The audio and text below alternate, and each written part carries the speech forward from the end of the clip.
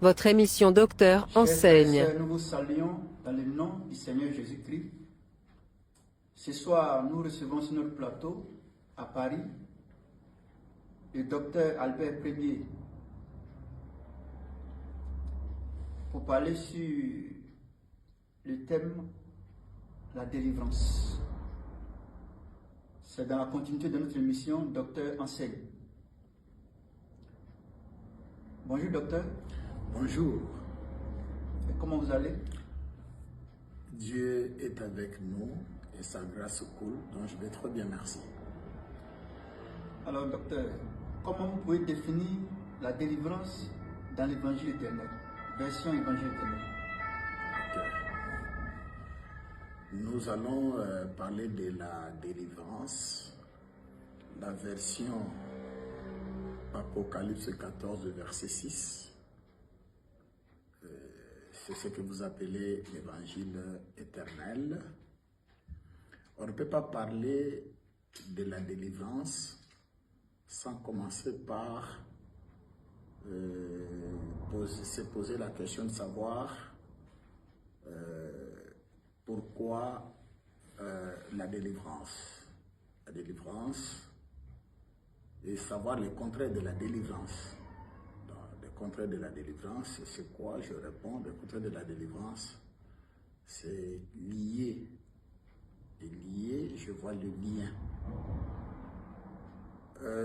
Quand on parle de la délivrance, le contraire aussi de la délivrance, c'est la possession.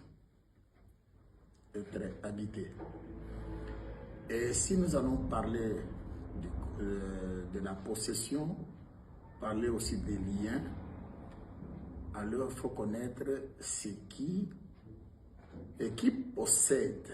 Et celui qui possède, je réponds, la Bible appelle celui qui possède les esprits ou les démons. Alors, est-ce que dans l'évangile éternel, on peut parler de la délivrance? Oui. Parce que l'évangile éternel, c'est la personne de Jésus-Christ d'abord lui-même. Et dans la vie de Jésus-Christ, nous avons vu Jésus enseigner sans levain. Donc, la meilleure interprétation de la parole. Et cet évangile que Jésus prêchait déliait les gens. Donc, à partir de cette parole, les esprits quittaient les gens. Et de trois, nous avons vu Jésus-Christ imposer les mains aux malades et les malades trouver la guérison. Nous avons vu Jésus-Christ purifier même les lépreux. C'est à partir de là que l'Écriture est sortie disant que la provenance de cette Écriture qui dit « Ce qui est impossible aux hommes est possible à Dieu ». Nous ne pouvons pas dire que nous avons une église et que nous avons la vérité, nous prêchons la vérité, si dans cette église-là, les gens sont possédés, si dans cette église-là, les gens sont liés, dans cette église-là, les malades ne sont pas guéris, les boiteux ne marchent pas. Et je ne fais pas la confusion. Vous savez que ici, je ne prêche pas le miracle. Mais je vais vous dire que quand il y a les faux, il y a aussi les vrais. Ce qui m'amène dans le livre de Genèse, parce que c'est un sujet très important. Nous n'allons pas seulement enseigner la délivrance, enseigner comment déposséder les gens, nous n'allons pas seulement enseigner comment délier les gens, mais nous allons nous organiser avec l'accompagnement de Epaphras pour organiser ici, à Paris, les délivrances. Voir combien Dieu chasse les mauvais esprits. Mais je ne fais pas la confusion, je ne fais pas l'amalgame. Diable aussi fait les miracles.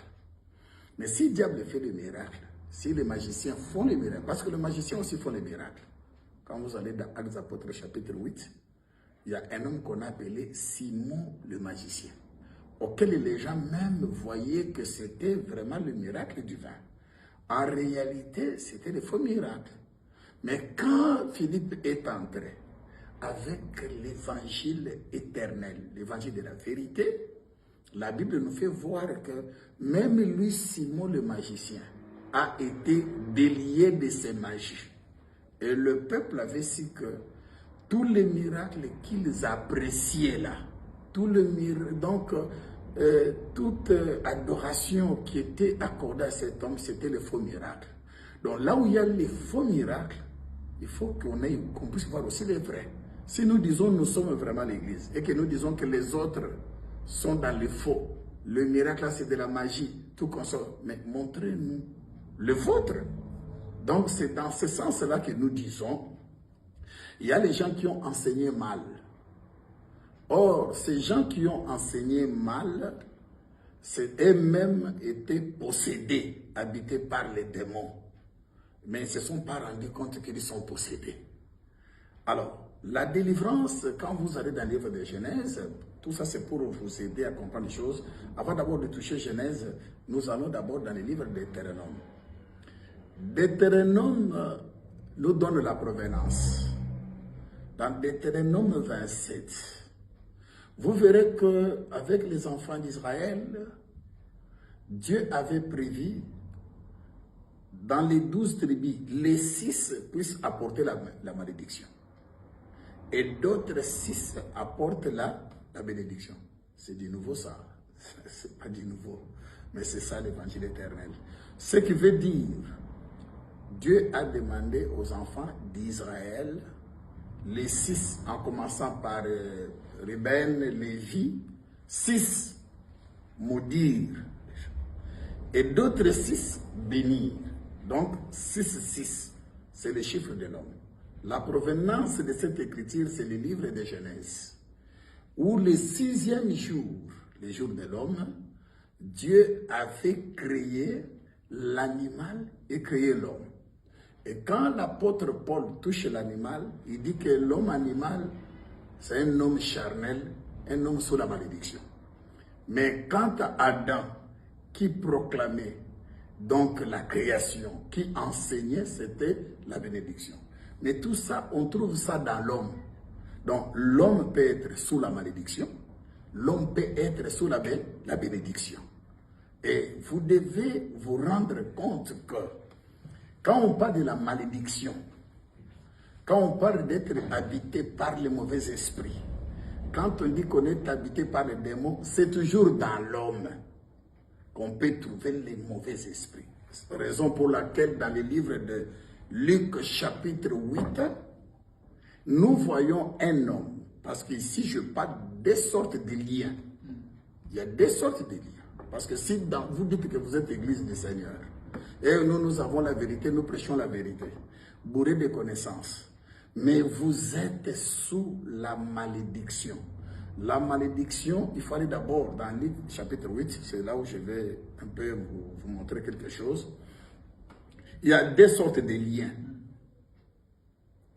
Il y a un homme qui était lié par des chaînes. Les hommes ont lié un autre homme avec des chaînes. Et cet homme se retrouve au cimetière. La même personne-là était aussi liée par les esprits, par les démons. Ce qui veut dire qu'il y a le lien spirituel et il y a aussi le lien physique. Okay. Donc, ouais. D'accord, merci docteur. Alors, aujourd'hui, dans l'église, beaucoup de chrétiens aussi vont se poser la question, parce qu'ils ont entendu tout ce que vous avez dit. Alors, Jésus est mort à la croix. La Bible dit qu'il a porté nos péchés, il a porté nos malédictions, nos douleurs. Bon, quand quelqu'un est né de nouveau aujourd'hui, comment on peut aussi venir expliquer que celui qui est lié, et du moins celui qui est né de nouveau, est lié? C'est-à-dire celui qui a le Saint-Esprit aujourd'hui, comment on peut venir expliquer qu'il est possédé, il a encore des esprits, il est sous la malédiction, en d'autres termes?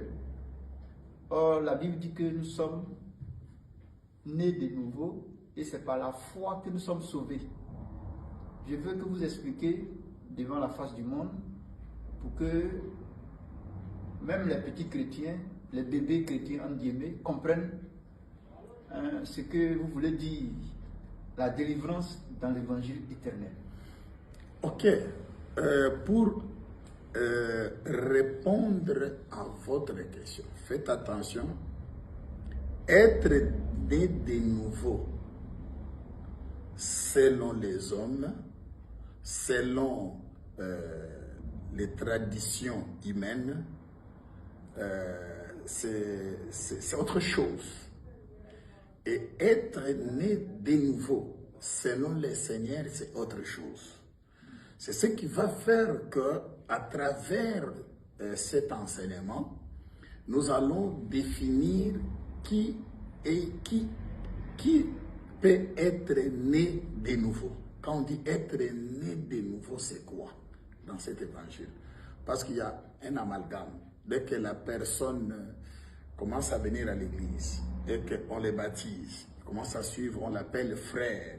Et du coup, il est né de nouveau. Jusqu'à ce qu'on pense que parce qu'il a été mis dans l'eau, il est né de nouveau.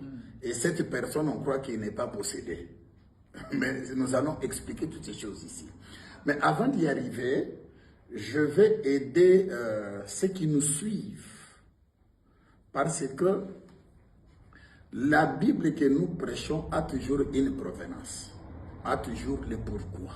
Si vous n'avez pas ces griffes-là dans ton enseignement, tu prêches autre chose, ce n'est pas de l'évangile éternel. Alors, quand vous prenez la parole de cet homme-là, Jésus, dans Matthieu chapitre 16, il dit quelque chose de très important. Nous allons revenir dans Luc 8, où nous allons parler des liens spirituels, c'est-à-dire les liens qui se manifestent par les démons. Et puis, nous allons parler des chaînes des hommes. Il faut retenir cette écriture. Les chaînes des hommes. Les hommes peuvent aussi vous enchaîner. Il faut faire, les hommes peuvent vous enchaîner. Et les esprits impurs aussi peuvent aussi vous enchaîner. Il faut connaître donc les délivrances, connaître la délivrance de ces deux liens ici. Quelqu'un peut être délié par les esprits, être lié par les esprits et ne pas être lié par le chaîne des hommes. Et quelqu'un d'autre peut être lié par les chaînes des hommes et aussi lié par les esprits. Et un autre peut être seulement lié par les chaînes des hommes, mais qui n'est pas lié par les esprits. C'est profond, parce que c'est ça la version évangile éternelle. Et si on doit parler de la délivrance, c'est avec cette écriture. Et ce que nous disons, nous allons prier, nous allons mettre ça en pratique. Et chacun va expérimenter que la Bible a toujours dit la vérité. Mais avant d'y arriver, il faut que je vous explique ces liens-là. J'aurais besoin d'expliquer chaque lien. Parce que tu peux être lié sans le savoir que tu es lié. Et que les choses ne tournent pas bien dans ta vie. Tu te poses des questions. Et moi, je prie, j'ai été baptisé et tout consort. Mais pourquoi cette maladie qui demeure? Et pourquoi cette histoire demeure? Et la Bible a toujours une solution. Vous comprenez ça? Prenons d'abord Matthieu chapitre 16. Vous allez comprendre. Dans Matthieu chapitre 16, je prends le verset. C'est mieux de commencer. Prenons seulement le verset 18. Et moi, je te dis que tu es Pierre. Et que sur cette pierre, je bâtirai mon église. Et que les portes du séjour des morts ne prévendront point contre elle. Les portes du séjour des morts ne prévendront point contre elle.